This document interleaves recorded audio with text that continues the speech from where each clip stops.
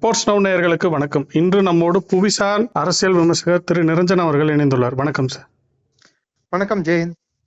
Sir, இப்போ பாரத பிரதமர் நரேந்திர மோடியும் ரஷ்ய பிரதமர் புட்டினும் இந்தியாவில் சந்திச்சிருக்காங்க.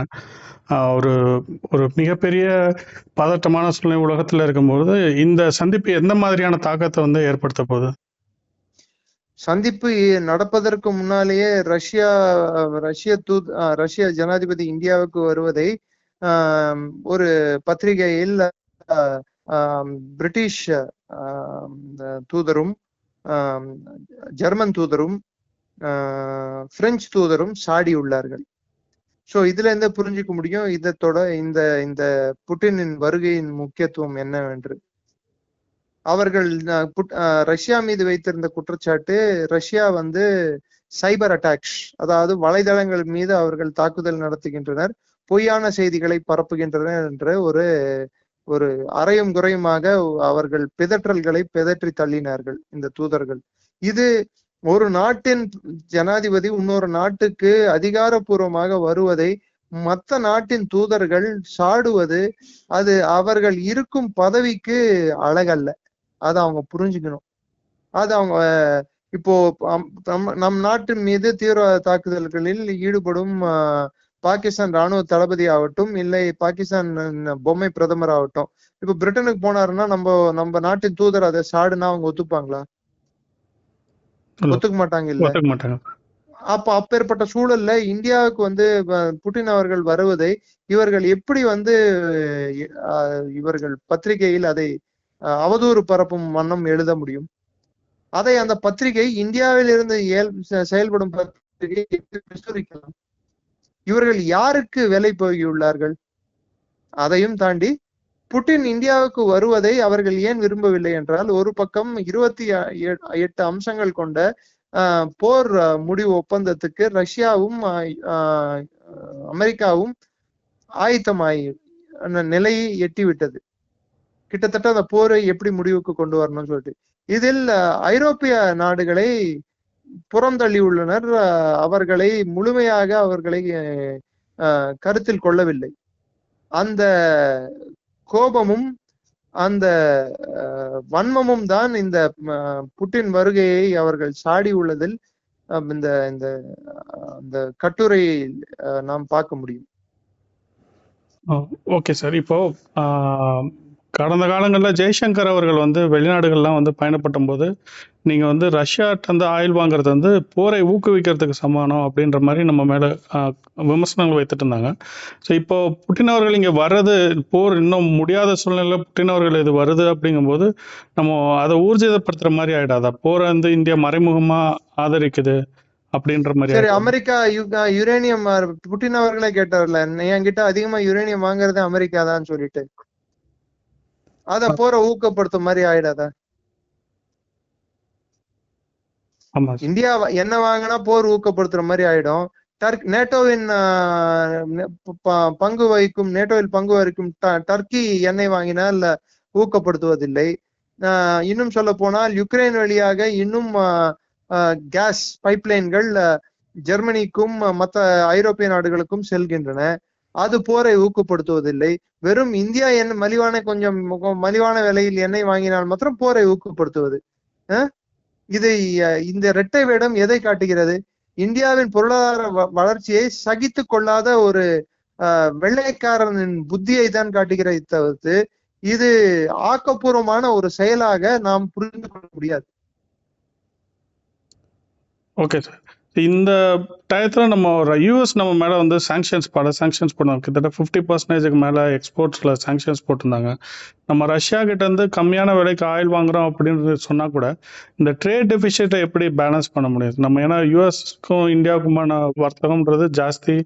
ரஷ்யாட்ட நம்ம ஆயில் அண்ட் கேஸ் தான் அதிகப்படியாக நம்ம இம்போர்ட் பண்ணுறோம். கிட்டத்தட்ட 68 பில்லியன். நம்ம ரஷ்யாவுக்கு அனுப்புறது குறைவாக இருக்கும்போது இந்த ரிலேஷன்ஷிப்ன்றது பெட்டராக தான் இருக்குமா? நீங்க கேட்கறதுக்கான விடை இன்னொரு விதத்துல சொல்றேன்.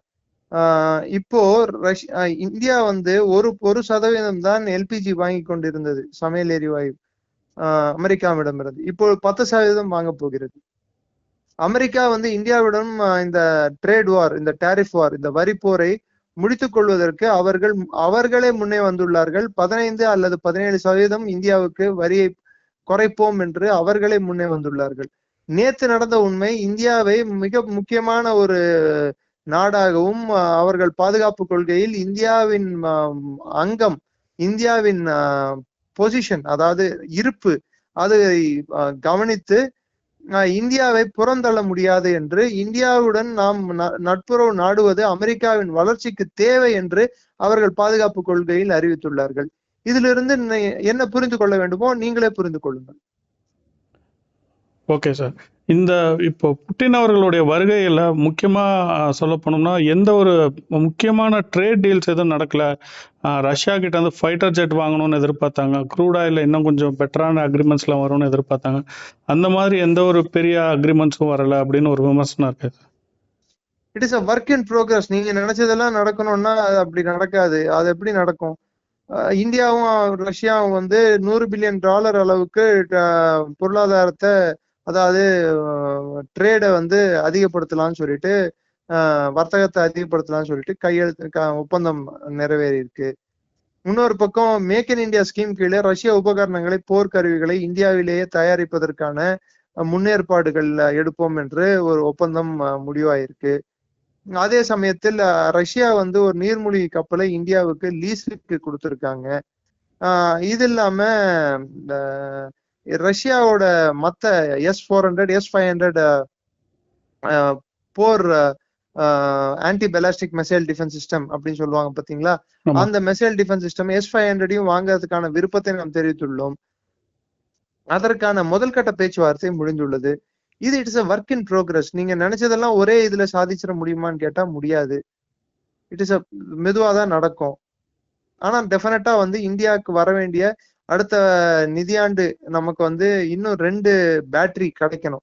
அதாவது 2 நிலுவையில் இருக்கும் 2 S-400 சிஸ்டம்கள் இந்தியாவுக்கு கிடைக்க வேண்டும். அதை ரஷ்யா வந்து கொடுப்பதற்கு தாமதமான காரணம் ரஷ்யா யுக்ரைன் போர்.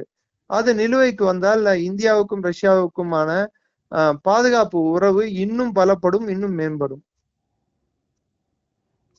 Okay sir. இப்போ முந்தி நம்ம வந்து ரஷ்யா கிட்ட இருந்து சில காலங்களாமா அதிகமான பொருட்கள், அதை குறிப்பா இராணுவ தளவாடங்கள்ன்றது வாங்குறதுக்கு நமக்கு அமெரிக்கா பக்கத்துல இருந்து அழுத்தம் இருந்துட்டு இருக்கும்போது, இப்போ கூடுதலா நம்ம பர்ச்சேஸ் பண்றதுக்கு இன்னமும் ப்ரெஷர், இன்னமும் டாரிஃப்ன்றது ஜாஸ்தி ஆகாதா?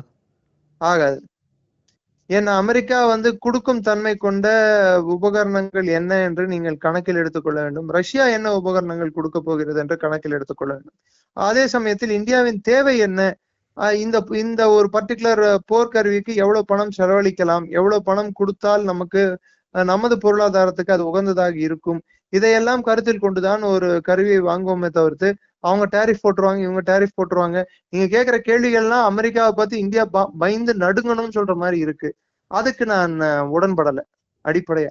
சார், ஒரு நாடு இன்னொரு நாடோட ஒரு நட்புறவு நாடுறது வந்து அடிப்படையான விஷயம் என்னடான்னா, அவர்களுக்கு இதனால் என்ன பயன், அந்த நாட்டுக்கு என்ன பயன் என்றுதான் அவர்கள் நட்புறவை நாடுவார்கள் தவிர்த்து, ஒப்பந்தங்களை நாடுவார்கள் தவிர்த்து, இதனால் மற்ற நாடுகள் இந்தியாவுடன் நட்புறவை முறித்துக் கொள்ளும், இதனால் இந்த நாடு வந்து இந்தியா மீது அழுத்தத்தை தெரிவிக்கும், இப்படி எல்லாம் பண்ண முடியாது.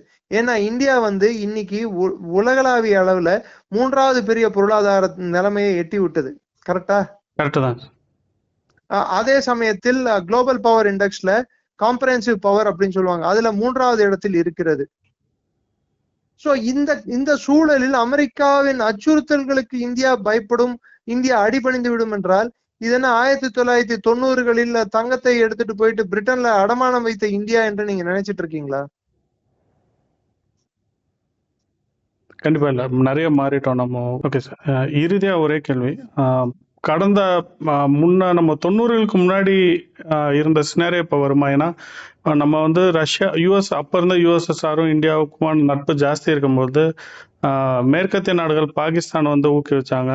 குறிப்பாக சொல்லணும்னா அணு ஆயுதங்கள்லாம் அவங்க முன்னேறதுக்கு முக்கியமான காரணமாக மேற்கத்திய நாடுகள்லாம் இருந்தாங்க. இப்போ பாகிஸ்தானில் ஒரு ஸ்ட்ராங்கான ஒரு military power, military head power சொல்லக்கூடாது, மிலிட்ரி ஹெட் இருக்கும்போது திருப்பி இந்தியாவுக்கான பிரச்சனைகளை அதிகப்படுத்துறதுக்கு ஏதாவது முயற்சிகளை ஈடுபடுவாங்களா? யார் ஸ்ட்ராங்கான மிலிட்ரி ஹெட்னு சொல்றீங்க? ஸ்ட்ராங்கான இண்டிவிஜுவலா சொல்ல, நாடா சொல்லல உங்களுக்கு. இல்ல அதான் அந்த இண்டிவிஜுவல் கூட யாரு? ஆசிஃப் முனீர். ஏன்னா பிரதமர் நீங்களே சொன்ன மாதிரி ஒரு பொம்மை பிரதமரே ஆட்டிக்கிற இடத்துல. ஆசிம் முனீர் மிக சக்தி வாய்ந்தவர் என்பதே நான் ஒற்றுக்கொள்ள மாட்டேன். ஏனென்றால் பல்வேறு ராணுவ தளபதிகள் அவருக்கு எதிராக செயல்பாடுகளில் இறங்கியுள்ளார்கள். அதை நீங்கள் முதலில் கருத்தில் கொள்ள வேண்டும். அடுத்து பாகிஸ்தான், அன்று இருந்த பாகிஸ்தான், 80களில் இருந்த பாகிஸ்தான் இன்று இல்லை. அன்று பாகிஸ்தானின் சூழல் சோவியத் யூனியன் ஆப்கானிஸ்தானில் நுழைந்திருந்தது. சோவியத் யூனியனை தோற்கடிப்பதற்கு அமெரிக்கா மிகப்பெரிய அளவில் பொருள் செலவை பாகிஸ்தானுக்கு செய்ய முற்பட்டது. இன்னும் சொல்ல போனா பாகிஸ்தானோட பொருளாதாரமே அமெரிக்காவின் பணத்தை நம்பி இயங்கி கொண்டிருந்தது. அந்த சூழல் இன்று இல்லை. அடிப்படையாக நாம் புரிந்து கொள்ள வேண்டியது, ஆப்கானிஸ்தான் பாகிஸ்தானின் அடிவரடியாகவோ இல்லை, இன்னும் சொல்ல போனா அவங்களோட சேட்டலைட் ஸ்டேட்னுவாங்க, ஒரு அடிமை சாசனம் எழுதி கொடுத்த நாடாகவோ இன்று இல்லை. ஆப்கானிஸ்தானுக்கும் பாகிஸ்தானுக்கும் உள்ள உறவு இன்று சீரழிந்து சின்ன பின்னமாய் கிடைக்கிறது ஒரு பக்கம். இன்னொரு பக்கம் பாகிஸ்தானின் உள்நாட்டு பிரச்சனைகள் இராணுவ கட்டுப்பாட்டிலே இல்லாமல் இருக்கிறது. சோ இந்த சூழலில் அமெரிக்கா பாகிஸ்தானை இந்தியாவுக்கு எதிராக திசை திருப்புமா, மற்ற நாடுகள் இந்தியாவுக்கு எதிராக திசை திருப்புமா அப்படின்னு நீங்க கேட்டீங்கன்னா, திசை திருப்பினாலும் எவ்வளவு அளவுக்கு திசை திருப்ப முடியும், எவ்வளவு அளவுக்கு அவர்கள் பொருள் கொடுக்க முடியும், அதை கொடுப்பதால் இந்தியா மீது பிரச்சனையை எழுப்புவதால் யாருக்கு லாபம் என்று பார்த்தால், யாருக்கு நஷ்டம் என்று பார்த்தால் அமெரிக்கா போன்ற நாடுகளுக்கு தான் நஷ்டம். உலகத்தின் மிகப்பெரிய பொருளாதாரம், மிகப்பெரிய வாங்கும் தன்மை கொண்ட நாட்டை பகைத்துக் கொள்வதால் அவர்களுக்கு என்ன லாபம்? கண்டிப்பா ஒண்ணும் இருக்காது. அதுதான் உண்மை, அடிப்படை உண்மை. இன்னைக்கு மேனுஃபேக்சரிங் யார் பொருளை உற்பத்தி பண்றாங்களோ அவங்க சொல்றது இல்லைங்க சட்டம், யார் வாங்குறாங்களோ அவங்க சொல்றது சட்டம். கன்சம்ஷன் பேஸ்ட் எக்கானமி தான் இன்னைக்கு, ப்ரொடக்ஷன் பேஸ்ட் எக்கானமி இல்ல. சோ அந்த கன்சம்ஷன் நம்ம கிட்ட இருக்கிற வரைக்கும் பாகிஸ்தான் என்ன கன்சியூம் பண்ண முடியும்? சோ பாகிஸ்தானை வேணுமென்றால் நமக்கு தேவையில்லாத ஒரு சிக்கல்களை ஏற்படுத்துவதற்கும், சிறிய சிறிய பிரச்சனைகளை ஏற்படுத்துவதற்கும், அச்சுறுத்தல்கள் ஏற்படுத்துவதற்கும் உபயோகமாக இருக்கும் தவிர்த்து 1980கள் போல் இந்தியா பாகிஸ்தான், எது எடுத்தாலும் India Pakistan, India Pakistan, India பேரை எடுக்கும் போது பாகிஸ்தான் பேரையும் சேர்த்து வரக்கூடிய நிலைமை இன்று இல்லை. அதை நாம் அடிப்படையாக புரிந்து கொள்ள வேண்டும். அது உலகம் புரிந்து கொண்டு விட்டது. அன்பார்ச்சுனேட்லி இந்தியால இருக்கும் நாம் இன்னும் புரிந்து கொள்ளவில்லை. எங்களோட பல தகவல் பயந்துள்ளதுக்கு நன்றி. நன்றி. ஜெயஹிந்த்.